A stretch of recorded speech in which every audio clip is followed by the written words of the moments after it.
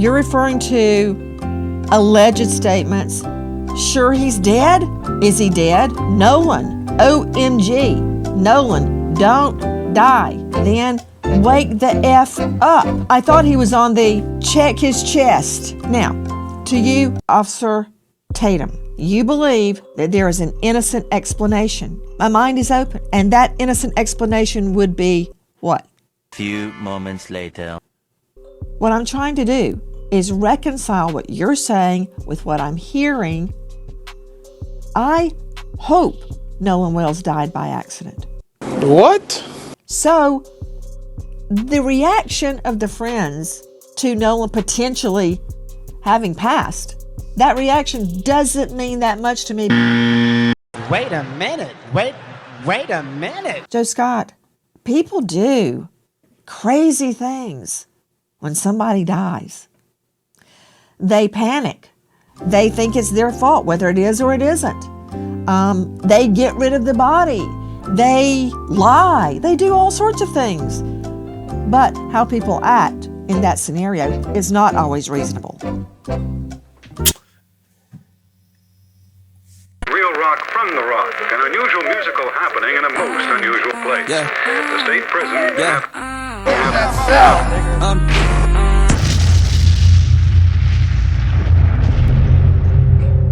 This is Big Bad's Life with another informative video, man. Something is going on in the water. And what do I mean by that? You have Nancy Grace, who has taken the mantle in representing Nolan Wells' case in terms of bringing it to the light and bringing it to the forefront.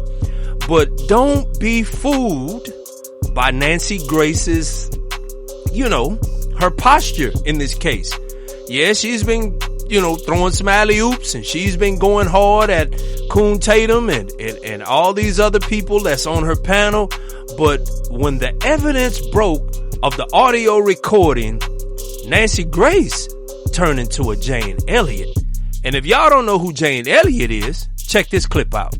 I want every white person in this room who would be happy to be treated as this society in general treats our citizens, our black citizens.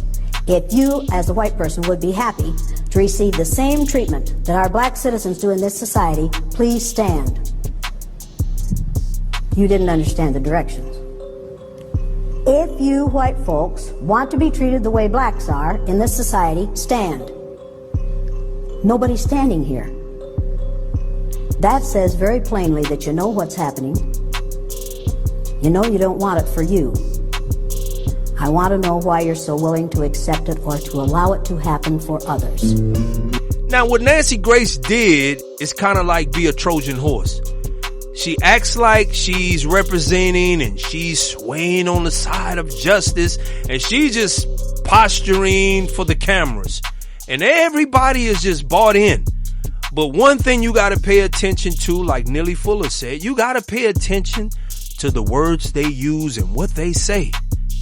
I really love to say that we can solve this problem by talking about the past, or that we can solve this problem by making payments to black people. But if you're going to do it that way, then first you have to pay off the Native Americans.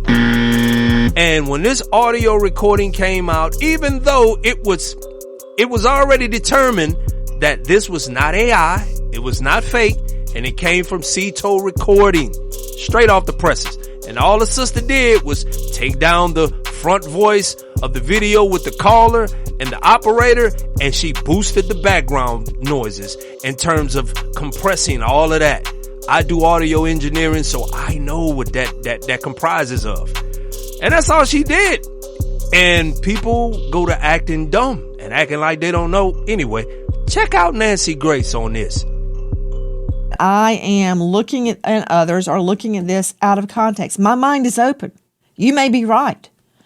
And I believe, Officer Tatum, you are specifically referring to the words. Let's see the transcript of the audio as I read this, please. You're referring to alleged statements. Sure he's dead? Is he dead? Nolan. OMG. Nolan, don't die. Then wake the F up. I thought he was on the check his chest. Now, to you, Officer Tatum, you believe that there is an innocent explanation. My mind is open. And that innocent explanation would be what? Well, I think that if you are convinced without context that they are talking about Nolan, you're going to hear certain things and perceive it. I mean, the bilge pump is damaged. They could have been saying, don't die, or is it dead, referring to the bilge pump or the bilge pump. And they could have been talking about a battery. They could have been saying no, and people think they said Nolan.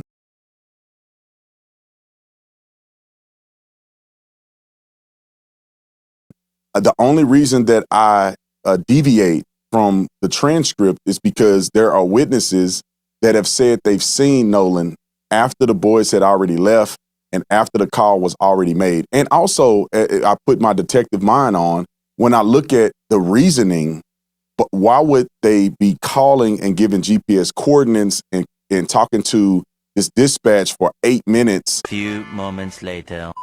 Officer Tatum, I had so many trial judges from all the cases I tried in different courtrooms, but one particular judge, my favorite, Luther Alverson, he had a particular jury charge.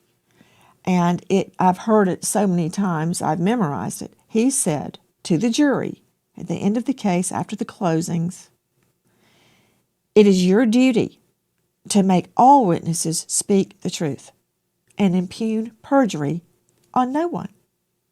So, what I'm trying to do is reconcile what you're saying with what I'm hearing. I hope Nolan Wells died by accident. But I'm not shutting down our crime stories investigation until I know. Now, I want to address this sound.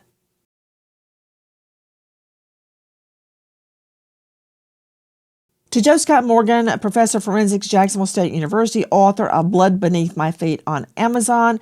At Jacksonville State University, they have a world-class Crim Pro lab and setup. In fact, I've called on Morgan many times to help me recreate crimes in their labs. Star of Body Bags with Joe Scott Morgan. Joe Scott, you've been on so many death scenes. I'm trying desperately to get to my experts, but I got to lay the foundation, as I would do in court, before I bring in a piece of evidence. Joe Scott, people do crazy things when somebody dies. They panic. They think it's their fault, whether it is or it isn't. They get rid of the body. They lie. They do all sorts of things. The cover-up is very often worse than what the initial incident was. People panic. So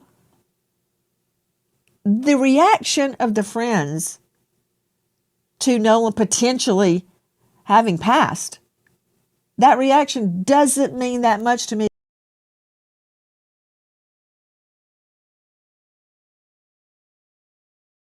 That reaction doesn't mean that much to me because you don't know what somebody's going to do under those circumstances. So hearing them on the boat, I hear what Tatum is saying. What? Shut your stupid ass up. Wait a minute. Wait a minute. I hear what Tatum is saying, and it's reasonable. No! No. Hell fucking no! Bullshit. But how people act in that scenario is not always reasonable. So don't be fooled by individuals who come here and act. We have no friends. Nearly Fuller said we have no friends. That's including those who act like friends. How long Jane Elliott came into the black community talking about she's going to teach white people. We some good white people over here.